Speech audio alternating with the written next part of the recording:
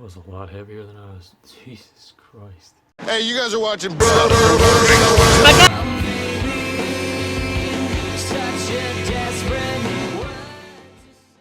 Welcome back to the worst channel on all of YouTube. I'm DipperGames420, and today we're going to be taking a look at the Figuarts Son Goku Ultra Instinct Toyotaro Edition, which is a fairly interesting release for two major reasons. The fact this was initially a V-Jump exclusive that was brought to the US through Premium Bandai. To get all that out of the way, he was announced July of last year at a retail price of $80, and depending on where you got him from, he either shipped in February or March of last year. But the other reason why this guy is interesting is the fact that it's not just the figure. The box is quite massive for a reason.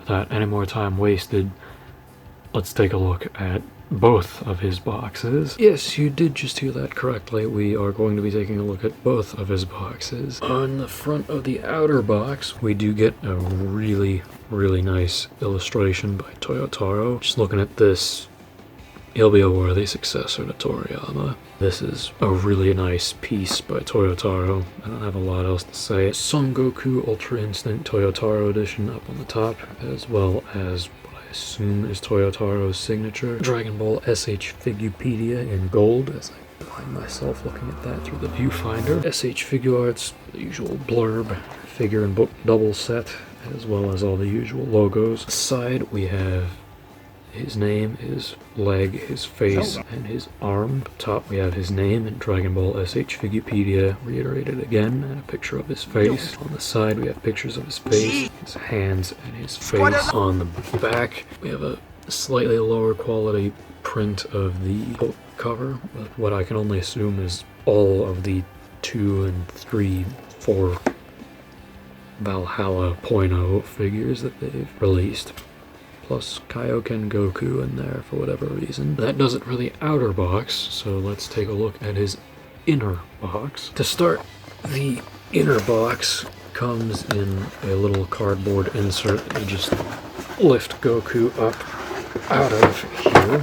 It's tough to do it on camera. Then on the front of the box, you have this really cool looking, but obviously Photoshop to hell and back picture of Goku, as well as the usual logos. Designed by Tamashii Nations in Japan, Bandai Spirits made in China. His name in silver on the window, as well as what I assume again is Toyotaro's signature. Son Goku Ultra Instinct Toyotaro Edition on the side. His name on the bottom, and his face, his arm, his leg, his face, and his hands on the side. And on the back we have some product shots of him.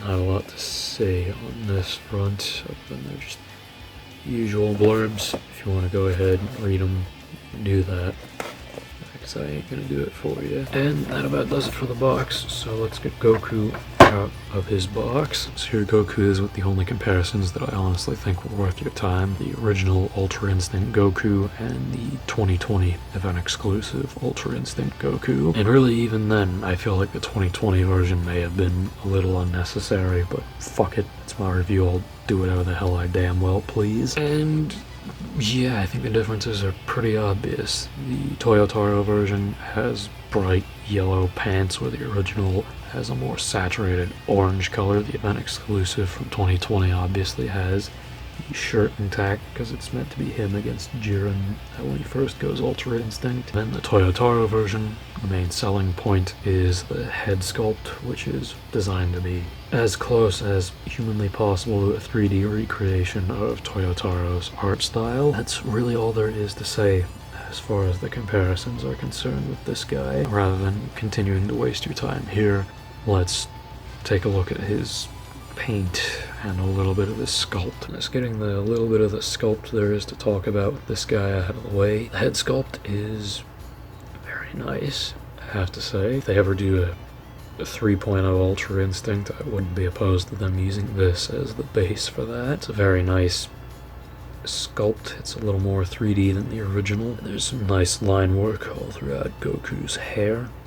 As you can see, it's got a sort of metallic finish to it, but it's more so just a quick little metal flake than anything else. It's not a true metallic paint job. The face is, it's decent. I think the eyes are way too big on his face. Other than that, it's fine, and if you haven't posed, you're probably not going to notice it. As far as the paint goes, yeah, they did a pretty good job translating the manga colors into figure form again. I'm honestly shocked they don't do that as much anymore. You can see his skin has some nice subtle shading throughout. Still no paint and scratches throughout his body, so that's annoying. The colors they chose for this guy are pretty good. They look like how he did in the manga, and yeah, there's not much else to talk about here. Really, the only complaint that I have is that the shading, while it is visible on the front, there is effectively no shading on the back. There's a little bit on his arms, but his legs and his back don't really have any shading. That's about all there is to say on the paint and sculpt for this guy, so let's move into his accessories. Taking a look at Goku's accessories, we get 3 pairs of hands, fists, martial arts stance, Kamehameha, and open palm ki blasting hands, all just standard 2.0 Goku hands at this point. You get 2 stern faces, one looking forward, one looking off to his left, and you get a gritted teeth face, a yelling face, and a face with his eyes closed, and they're all done well. I just think the eyes could have been a bit smaller, a little more narrow than they were on the figure. And you also do get a windswept hairpiece, which if I'm being honest, I don't really think it looks particularly great. It's certainly not something I would display him with, just because it doesn't convey the same shape as his standard hair. Then we also get to the Dragon Ball S.H.Figuarts. It is essentially just an encyclopedia, as its title would suggest, that covers every figure in the line up to this guy, pretty much. So from November 2009 to April of last year is essentially how far this thing goes. So yeah, you're not going to be getting anything up to like Super 17 or anything like that. It's just everything up to April of last year, more or less. It's a decent little book.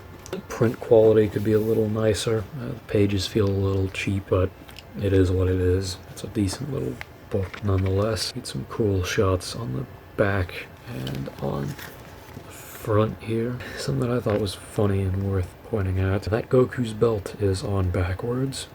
I don't know how that got by in the photo shoot, but considering they're taking a picture of at least like 20 figures in this shot, I don't blame them for fucking one of them up. Also, say hello to Mr. Holy Grail as he makes yet another cameo. Then you can take the cover off, which reveals this cool little variant where all the figures are now in grayscale and you have a red background as opposed to the white. So yeah,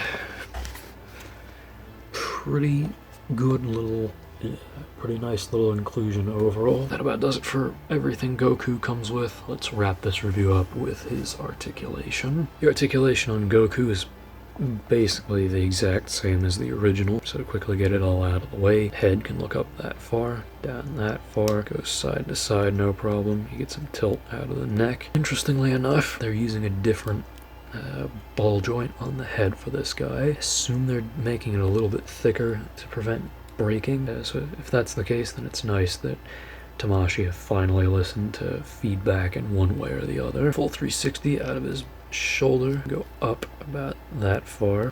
Can barely cross his chest for shit. Full 360 out of his bicep, double joint at the elbow, wrist pivot, and swivel. His torso can lean that far forward, that far back, and you get a little bit of side to side out of it, and some rotation at the lower waist. His legs can go front to back, no problem. They can spread out to the side, no problem. Some thigh swivel, a double joint at the knee. This side goes that far in. On the other side, because of the difference in sculpt, it can go a little bit farther. His foot can go down that far, up about that far, in, out, rotate, and you get a toe hinge. That does it for this one. So let's move on then. Finishing this review off, I think this figure is pretty good overall. He's not the most exciting figure ever, but I certainly think he's a solid repackaged version of something they already put out. The new head sculpt is nice. The accessories you get with him are sufficeable for Ultra Instinct. Really, I feel like they probably could have just thrown in a couple more style pose hands. The Figuarts book is pretty decent. As I said, the page quality, print quality isn't particularly amazing, but it's sufficeable. And yeah, that's really all I feel there is to say on this guy. So at the end of the day, was he worth the $80 retail price? Yes. I would honestly say he was worth the $80 retail price, considering the original was $60 and you're getting a book that probably would have cost them $20 to print. However, he is currently demanding a pretty penny on eBay, which, yeah, at that point it really depends on, you know, how much you want this figure. If you really, really can't live without this figure, then I'd say at that point it's worth the money. But if you're already good with whatever you've got, then by all means, this figure won't really leave too much of a hole in your collection, but it is still overall a very nice figure, and I would recommend tracking one down if you can. But this has been Dipper Games 420, and I'll see you guys next time.